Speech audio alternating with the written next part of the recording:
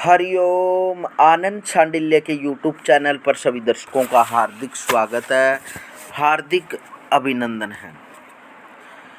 जो दर्शक इस चैनल पर नए जुड़े हैं, कृपया वह इस चैनल को सब्सक्राइब कर लें, ताकि जो भी इस चैनल से जानकारी दी जाए उसका नोटिफिकेशन, उसकी जानकारी आपके पास पहुंच जाए।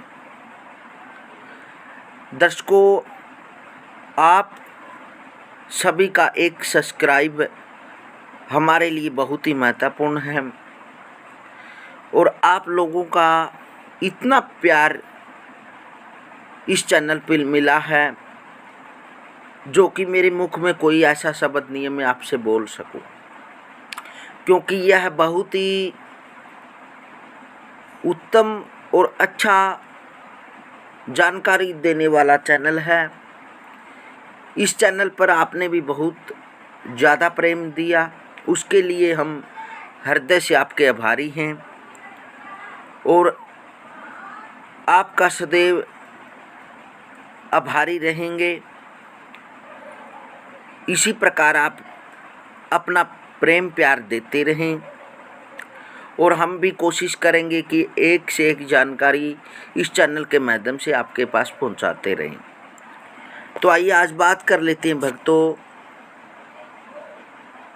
कि जिस प्रकार कोई भी संसार के अंदर जीव है, एक दिन उसको इस मृत्यु लोक से जाना ही होता है, क्योंकि यहाँ यह मृत्यु लोक है।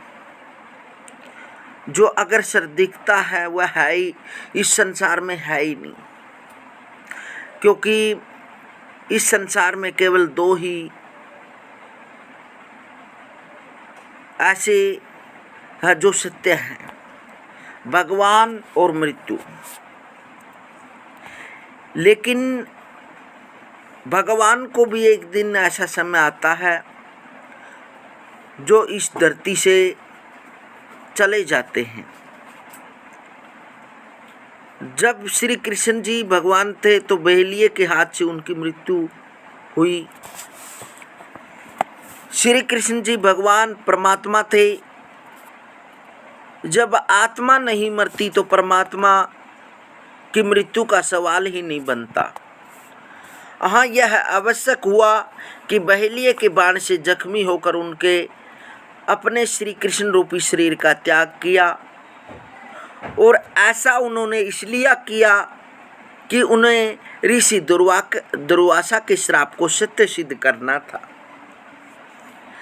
पौराणिक कथाओं के अनुसार श्री कृष्ण जी में ऋषि दुर्वासा के श्राप को निरर्थक कर देने की सामर्थ्य थी, किंतु उन्होंने ऐसा नहीं किया, क्योंकि अगर भगवान ही अपने भक्त के वचनों की रक्षा नहीं करेंगे तो भक्त महत्वहीन हो जाएगा, साथ ही भगवान की भी महिमा कलंकित हो जाएगी।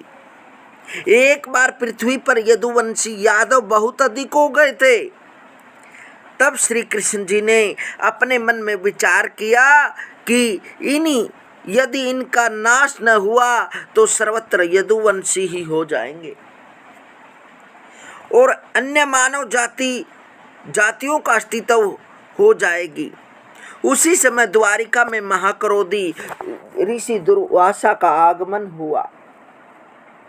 जब यह समाचार श्री कृष्ण को प्राप्त हुआ तो वे मन ही मन अत्यंत प्रसन्न हुए और विचार किया कि इन ऋषि से ही श्राप दिलवाकर यदुवंशियों का नाश होना संभव है। तब उन्होंने ऐसी माया रचा दी कि यादवों के कुछ नौजवान लड़के खेलते कूदते उस स्थान पर गए जहां दुर्वासा ऋषि बैठे हुए थे। उन्हें देखकर उन लड़कों को शरारत सूझी। वे आपस में सलाह करके एक लड़के को स्त्री के कपड़े पहनाकर उसके पेट में तवा बांधकर उसे वस्त्र से ढककर ऋषि के सामने ले गए और पूछने लगे कि इसको क्या होगा। उसने शरारत को ऋषि दुर्वासा जान गए और क्रोधित होकर बोले, अरे दुष्टों, तुम मुझ क्रोधी ऋषि से मजाक करते हो। मुझसे पूछते हो कि इसके क्या होगा? इसके लोहे का मूसल होगा और उसी से यदुवंशी यादवों का नाश होगा। यह सुनते ही वे लड़के घबराकर श्री कृष्ण के पास गए और ऋषि के श्राप का वृतांत बताते हुए लोहे का मूसल, लोहे का तवा जो ऋषि के श्राप से मूसल हो गया, दिखाए। तब श्री कृष्ण हंसकर बोले, इसमें घबराने की क्या बात है? इस मूसल को घिसकर जल में डाल दो। उन लोगों ने उस मूसल को घिस डाला। अंत में एक टुकड़ा बचा, उसे वैसे ही जल में फेंक दिया और बाकी चूरा भी जल में डाल दिया। लोहे के टुकड़े को एक मछली निगल गई। उस मछली को एक मछेरे ने पकड़ लिया और उसका पेट चीरा तो वह टुकड़ा निकला। उस टुकड़े को उसने निकाल कर वहीं बालू पर फेंक दिया और मछली लेकर चला गया। वह लोहे का टुकड़ा एक बहेलिया को पा गया। उसने उसे तीर की नोक में लगा लिया।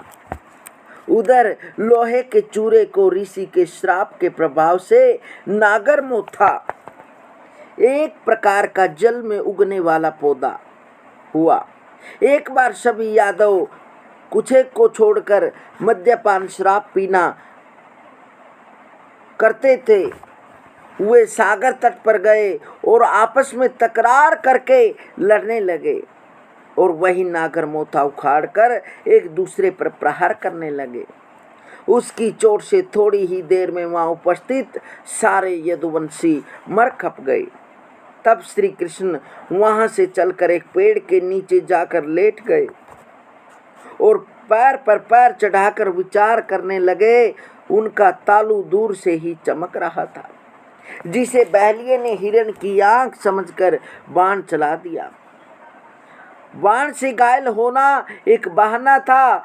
उनके स्वधाम अपने स्थान जाने का समय हो चुका था। एक सुनी सुनाई कथा के अनुसार वह बेलिया रामायण काल के बाली का पुत्र अंगद था, जो अपने पिता की मौत का बदला श्री कृष्ण से लिया, जो उस काल में श्री राम थे और छिपकर बाली पर बाण से प्रहार करके मारे थे। लेकिन इस कथा का लिखित प्रमाण नहीं मिलता। यह साधारण जनमानस द्वारा गढ़ी हुई कहानी भी हो सकती है। इस प्रकार से भक्तों, भगवान भी अपने धाम गए, क्योंकि मृत्यु ही संसार में अटल सत्य है। यह तो एक दिन सभी प्राणियों पर आती ही है, क्योंकि जो इस जगत की रक्षा करने वाले भगवान भी इस संसार से विदा हुए, तो हम तो उसी की आत्मा के एक छोटे से कण। हरिओम हरिओम कर लीजिए।